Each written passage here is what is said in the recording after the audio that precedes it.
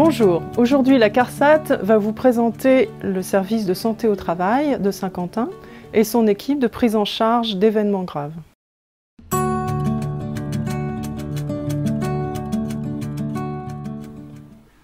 Alors, l'origine de la cellule IVET, qui veut dire intervention victime pour les victimes d'événements traumatiques graves au travail, a été pensée aux alentours de 2011-2012.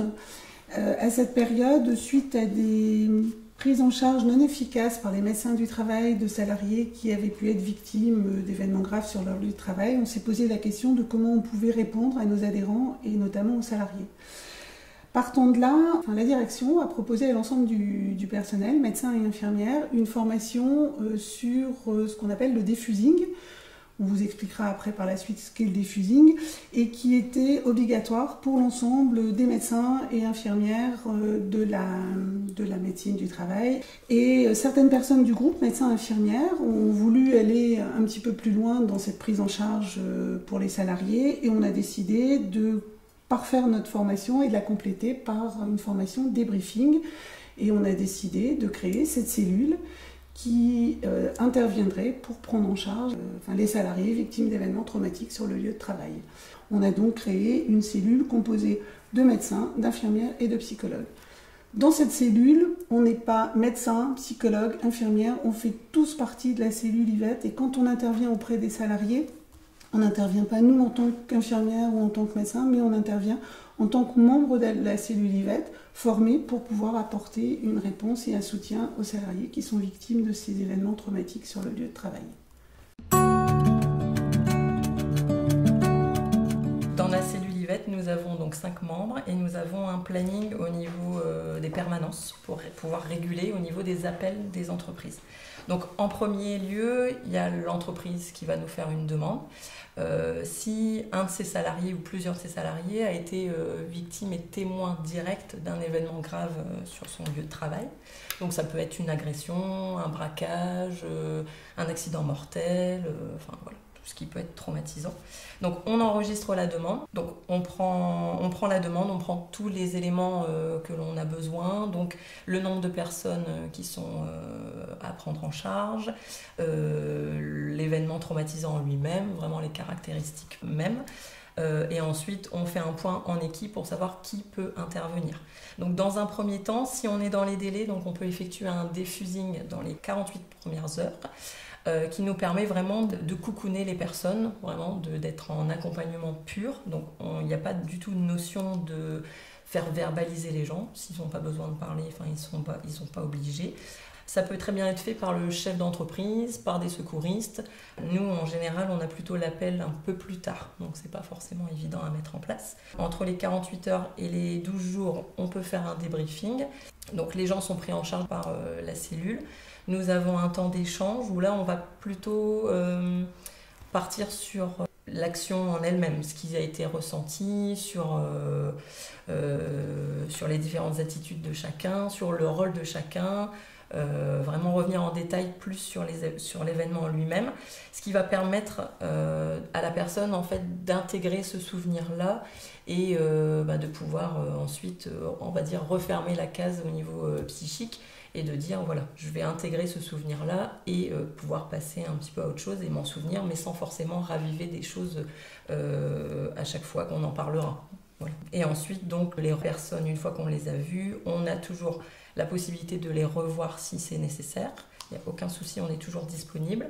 Et la personne, les salariés sont à revoir au maximum 3 mois après par le médecin du travail pour refaire un point.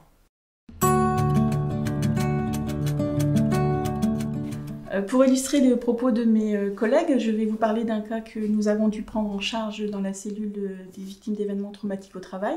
Il s'agit de Monsieur G, qui a 20 ans d'ancienneté dans son entreprise. Il est gardien d'un centre d'hébergement de SDF et il subit une agression verbale et physique violente au cours d'une de ses nuits de travail.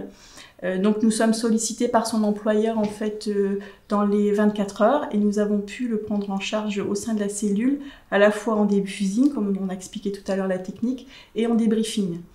Donc passé ce stade de stress aigu pour ce salarié, La famille est au courant qu'il a été pris en charge et nous recontacte rapidement au bout d'un mois parce que le salarié ne va pas bien du tout et du coup il est adressé à un spécialiste pour une prise en charge.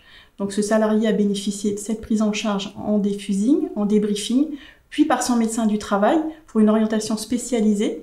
Puis il a pu reprendre son poste de travail pour éviter sa désinsertion professionnelle. Donc je voudrais maintenant vous rappeler les objectifs principaux de notre cellule.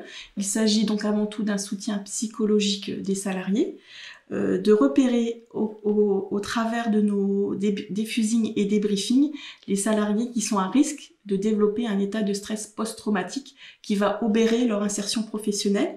Et en troisième lieu, de mettre en œuvre les spécificités médico-administratives de l'accident du travail, qui sont la déclaration de l'accident du travail par le salarié et l'employeur, mais aussi concernant la prévention secondaire voire tertiaire, les obligations de l'employeur en matière de mise en place du plan de prévention qui découlerait de cet événement traumatique au travail. Cet aspect spécifique, par contre, n'est pas pris en charge par la cellule, mais par le médecin du travail qui est bien sûr averti de tout le dispositif et des actions qui sont menées au sein de l'entreprise en question. Pour conclure, on souhaite aussi donner quelques conseils aux services de santé au travail qui voudraient mettre en place une cellule de prise en charge des victimes d'événements traumatiques au travail. Il s'agit en premier lieu, en préambule, d'avoir un personnel qui est volontaire, qui va être formé à ça spécifiquement, donc pour le diffusing et le débriefing, surtout le débriefing qui est très spécifique, et puis aussi de développer un plan de communication.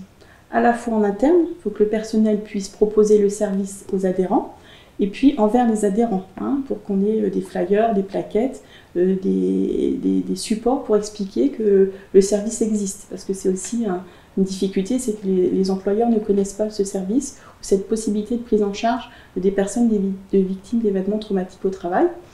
En second lieu, comment mettre en place ces interventions? Donc nous, on conseille qu'il y ait une régulation, à l'image de ce qui se fait aussi dans les cellules d'urgence médico-psychologique plus connues au niveau des services d'urgence, pour qu'on soit bien dans un protocole spécifique dans cette prise en charge.